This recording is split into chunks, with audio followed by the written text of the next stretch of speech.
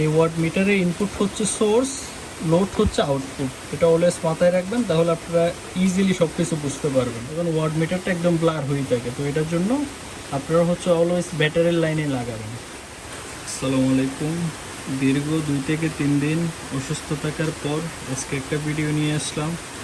এক ভাই আমাকে ইনবক্সে মেসেজ দিয়েছিল যে ভাই ওয়াট মিটার এটা কীভাবে সেট আপ করেন, কীভাবে করলে আমাদের জন্য ভালো হবে, কিভাবে করলে সঠিক আউটপুটটা পাবো।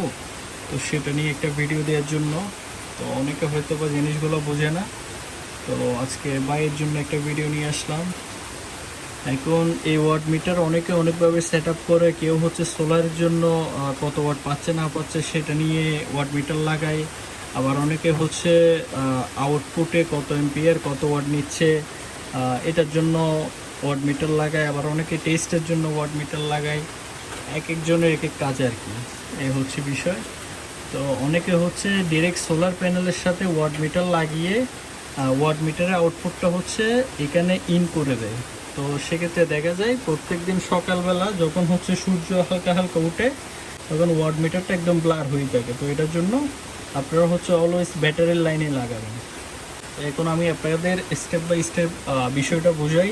যেটা হচ্ছে সোর্সের লাইন, যেটা সোর্স আছে এই সোর্সটা অলওয়েজ হচ্ছে ইনপুট, মানে এই ওয়াট মিটারের ইনপুট হচ্ছে সোর্স, লোড হচ্ছে আউটপুট। এটা অলওয়েজ মাথায় রাখবেন, তাহলে আপনারা ইজিলি সব কিছু বুঝতে পারবেন।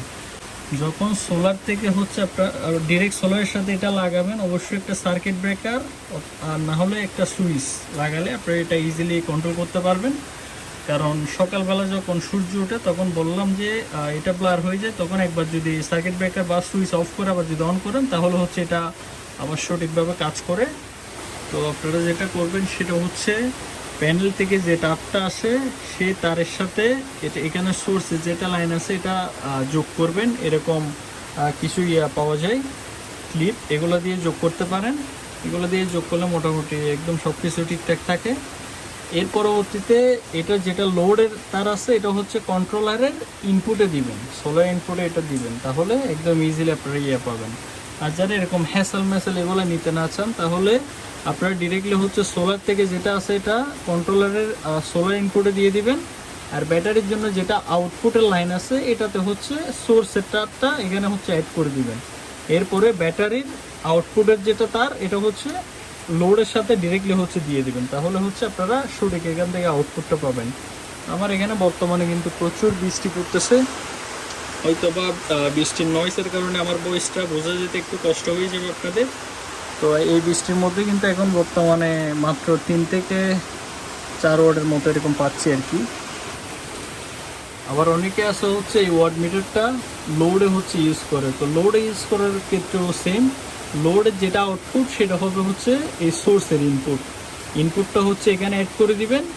আর যেটা হচ্ছে আপনার এখানে ধরেন এই দুইটা তার হচ্ছে লোডের তার, যেমন হচ্ছে ফ্যান লাইট এগুলো হচ্ছে দুইটা তারের মাধ্যমে চলে। এই দুইটা তার এই সোর্সের মানে ওয়াট মিটারের যেটা লোডে আছে এই লোডটা হচ্ছে এখানে যোগ করে দিবেন।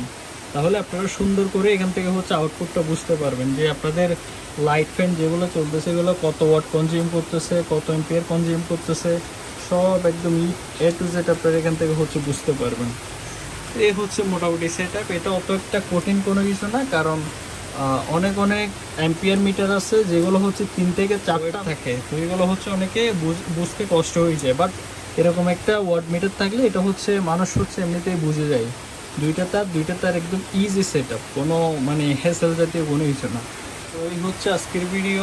সবাই আমার জন্য দোয়া করবেন যাতে আমি তাড়াতাড়ি সুস্থ হয়ে আপনাদের সাথে আরও নিত্য নতুন ভিডিও শেয়ার করতে পারি। এরকম নিত্য নতুন ভিডিও পেতে অবশ্যই আমার পেজটা ফলো করে আমার পাশেই থাকবেন। আর অন্য কিছু জানার থাকলে অবশ্যই ইনবক্সে নক করবেন অথবা কমেন্ট করে আমাকে বিস্তারিত জানাবেন। আসসালামু আলাইকুম।